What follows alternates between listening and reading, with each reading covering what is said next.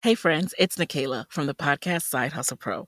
I'm always looking for ways to keep my kids entertained without screens, and the Yoto Mini has been a total lifesaver. My kids are obsessed. Yoto is a screen-free audio player where kids just pop in a card and listen. Hours of stories, music, podcasts, and more, and no screens or ads. With hundreds of options for ages 0 to 12, it's the perfect gift they'll go back to again and again. Check it out at yotoplay.com. YOTOPLAY.com.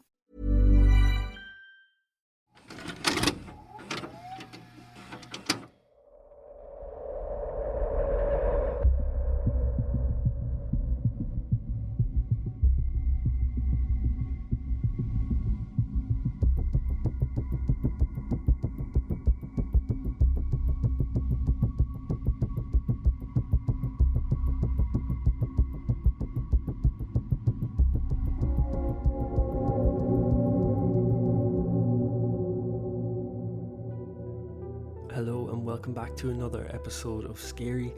It has been a little while, as I'm sure you're aware, but we are now back in action. I hope you all had a lovely Christmas and New Year, and what better way to start January by getting back into some scary episodes. But before we do, I want to say a big thank you and shout out to some new Patreon subscribers, and they are Clara Kingston, Emma Darnell, Helen White, Charlie, Nikki Smith, Andrea Carpenter, Gail Jones, Brenda Hamade, Terry, Nuala Flanagan, Cindy Luhu and John Bone Jones, Jennifer Ewing, Emma Cope, PPS 23, Lindsay Loisel, Sarah Rhodes, Colin Keane and Pauline Seawards. I'm pretty sure I have mispronounced a few names there, so sorry about that. If I have not called out your name and you are a Patreon subscriber of the Tip Jar tier or the Secret Tapes tier, please let me know and I'll make sure to give you a shout out on the next episode. Also, if this is something you're interested in, you can find the link to the show's Patreon in this episode's show notes, where for $5 a month you'll get access to exclusive Patreon only episodes. Thank you so much for all your support. But now let's get into this week's encounter.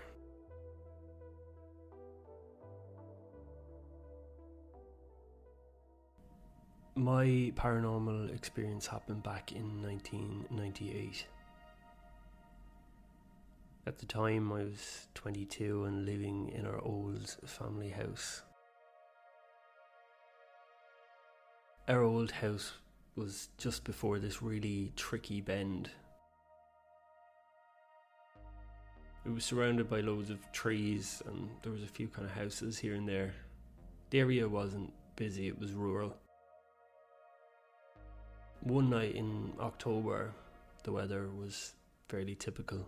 It had been drizzling for most of the day, and I remember there wasn't much wind and I had created this eerie atmosphere. Do you know the type of atmosphere where the air just seems a bit thicker and every little sound is magnified? Like the rustling of a leaf or a distant bark of a dog. So I've always been an incredibly light sleeper. Like if I heard a car passing at speed in the middle of the night or a dog barking in the distance, I'd be wide awake. It meant that sometimes I'd have to take sleeping tablets just so I would be conked out. That particular night in October, I remember I was having a bit of trouble getting asleep.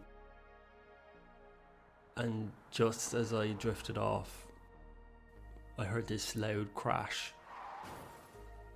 And it jolted me up like an alarm clock by your ear. But weirdly, this wasn't new, given the Ben's reputation.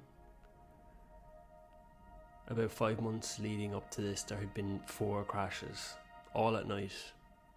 Each one jarring, but thankfully not deadly. My bedroom window gave me this bird's eye view of the road up ahead where the bend was. Usually you'd see red lights or headlights shining into a ditch, static on the road, But this time, when I peered out the window, expecting the usual chaos of flashing lights or twisted metal, there was nothing. Just a dark, quiet road. It was a bit surreal, like hearing a ghostly echo of all those past events, but there didn't seem to be anything there. So, after hearing that crash, my first thought is someone might be hurt, right? I threw on some clothes and rushed outside, and just as I reached the edge of the road, a car passed by heading in the direction of the bend. And I watched its headlights light up the road in front of it, expecting to see some sort of twisted metal or crashed car at the end of it. And I waited and waited, and the car just drove on by. And then I realised I didn't have a flashlight and I'd be practically invisible if I went looking out on the road. We had this really heavy duty flashlight, gave off a beam like from a lighthouse. But when I went to go look for it, it wasn't where it usually was. So it took me a while searching around before I finally was able to locate it. I remember being really frustrated because, somebody could be really hurt here. And I'm wasting time looking for a flash lamp. But I knew I needed it. And just as I got everything together and was about to make my way outside, there was a knock at the door. This had happened before with previous crashes on the bend, and you didn't really know what you were going to be greeted with. Somebody that was pretty cut up but was able to make their way down to a house for looking for help, or somebody who had happened on the crash and were looking for somebody to come help them.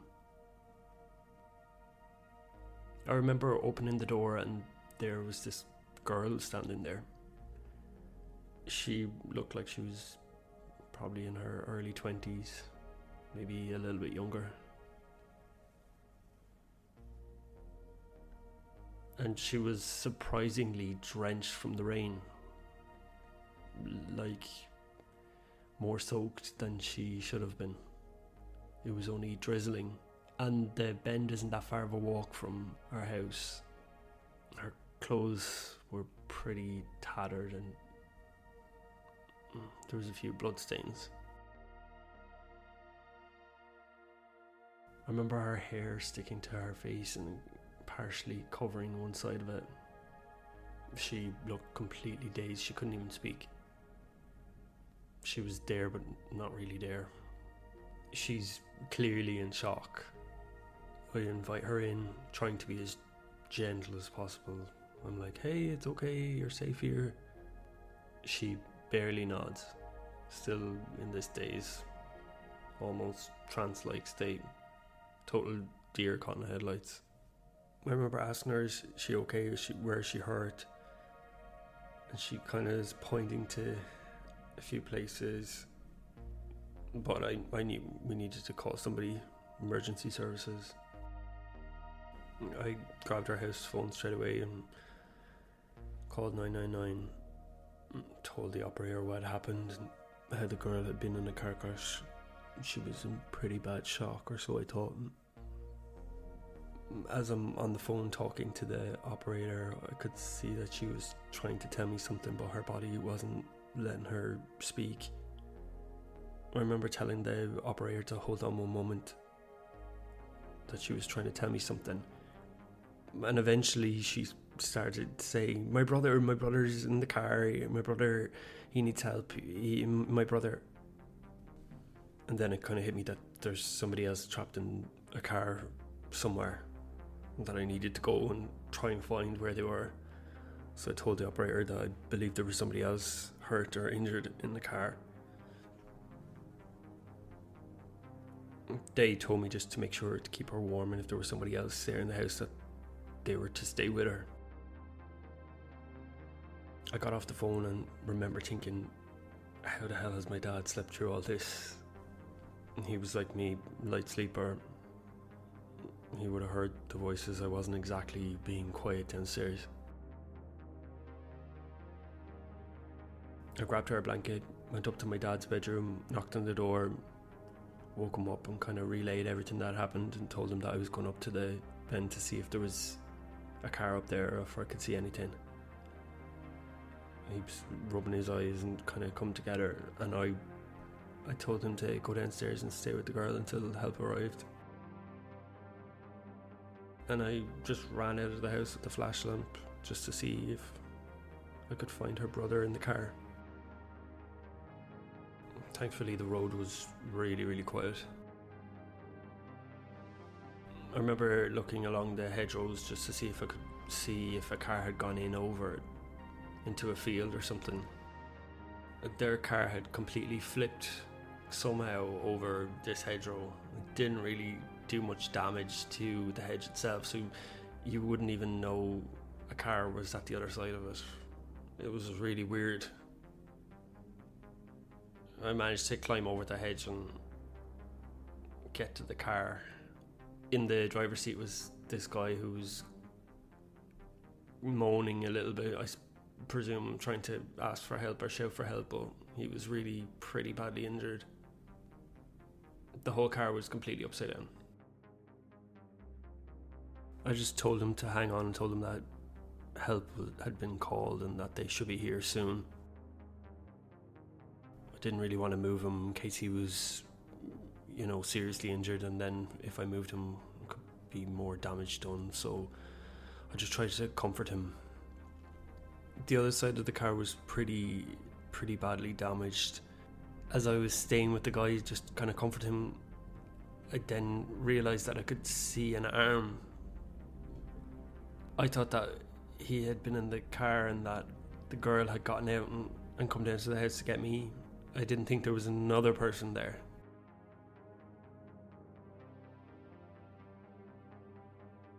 Then I saw the light of a flashlight moving, coming closer, and when I looked out, it was my dad.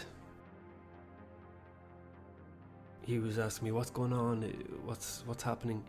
So I was telling him about the guy in the car and that I think there's another person there, they're pretty badly injured, and that emergency services should be here pretty soon.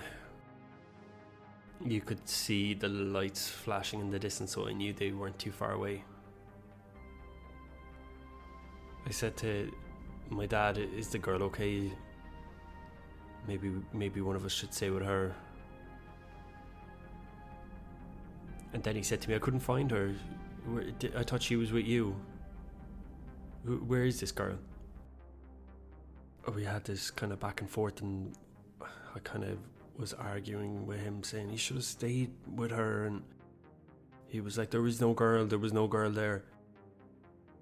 And so I decided to run back down the road and go back to the house and see, was she okay? Was she after going into a room, or was she still in shock? Or so I ran back down the road, back into the house, checked around everywhere, couldn't find anybody, couldn't find her anywhere.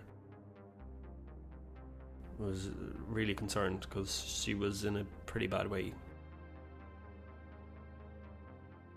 I went inside every single room in her house, looked outside.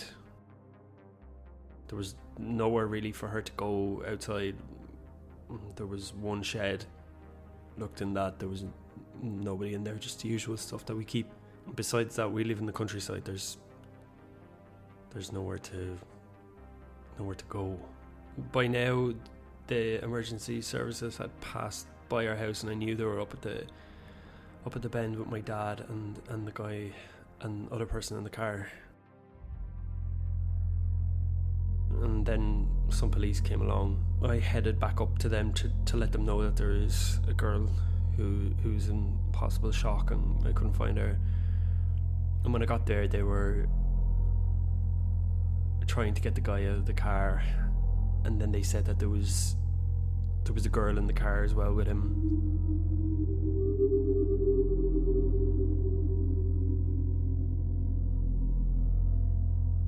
One of the police officers came with me so we could try and search for this other girl, and like that we looked everywhere for quite some time and couldn't find her anywhere. We could hear them shouting a little bit further up.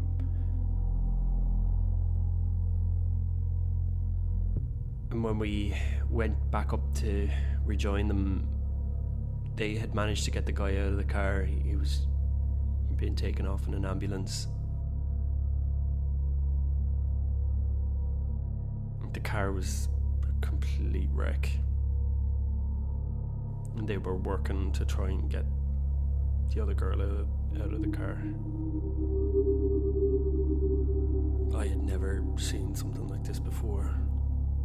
And part of you felt like you shouldn't be watching them. And I knew that this girl was seriously injured. But I couldn't look away. Neither could my dad. You feel so helpless, like you can't actually help them. They're the professionals and you're just standing there with a flashlight in your hand. Eventually they cut away a part of the car, and that's when I saw the girl's face. And it was the girl who had arrived at our house. Her hair was placed the exact same way it was when she called the door. Same clothes.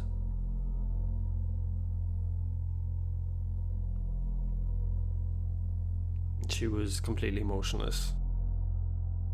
And I was dealing with the fact that how could she have gotten out of the car to the house and then back into the car? And why would she get back into the car? That's all I kept on thinking. And then I found myself saying that out loud and saying it to my dad. Why did she get back in the car? How did she get in the car? Saying it now, it makes no sense and it sounds crazy. My dad didn't know what the hell I was talking about. He was like, what girl? The other girl? Which one? I was just making him way more confused than he needed to be. And then everything just kind of fell in line, and then I found myself telling the police officers that was the girl that was in the house and that they needed to stop looking because that was her. And they just thought I was absolutely crazy. One of them wanted to know if I had been drinking or if I took anything. When they started asking me questions like that, I kind of came to my senses and shut up because I realised how crazy I must have sounded. Unfortunately, that girl passed away and her brother survived. And I think about the whole thing often. It took me years to come to terms with the fact that I had saw some sort of projection of this girl. She had come to tell me to save her brother, basically, because there was no way anyone was going to find their car until daylight. And if she hadn't appeared at the door like she did, and I know she did, then I would have probably put the whole thing down as some sort of phantom sound that I heard as I was drifting off to sleep. I never spoke about the girl again with my dad, and he never brought it up. I got the impression that he probably thought that I was imagining things or shocked by the whole accident or something. I told a few friends who probably didn't believe me. I still think about the girl fairly regularly. I can still see her face and what she looked like. And I've never had any other weird paranormal thing happen to me ever since. But I'm 100% a believer, especially after that.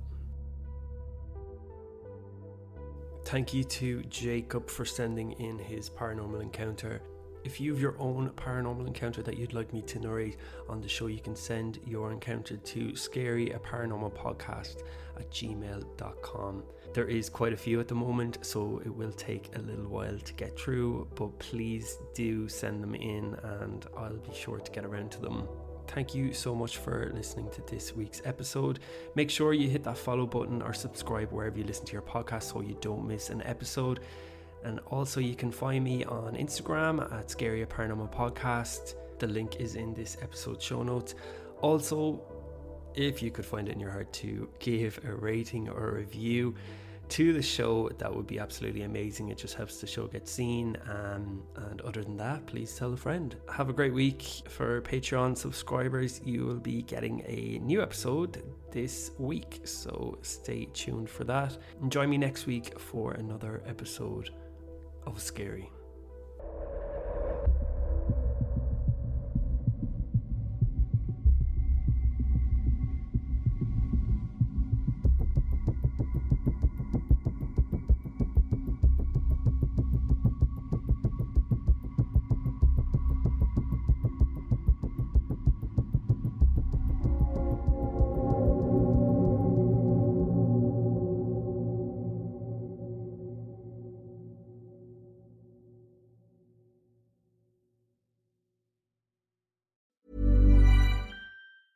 AI is transforming customer service. It's real and it works. And with Finn, we've built the #1 AI agent for customer service. We're seeing lots of cases where it's solving up to 90% of real queries for real businesses. This includes the real-world complex stuff like issuing a refund or cancelling an order. And we also see it when Finn goes up against competitors. It's top of all the performance benchmarks, top of the G2 leaderboard, and if you're not happy, we'll refund you up to $1 million, which I think says it all. Check it out for yourself at fin.ai. Hey friends, it's Nikayla from the podcast Side Hustle Pro.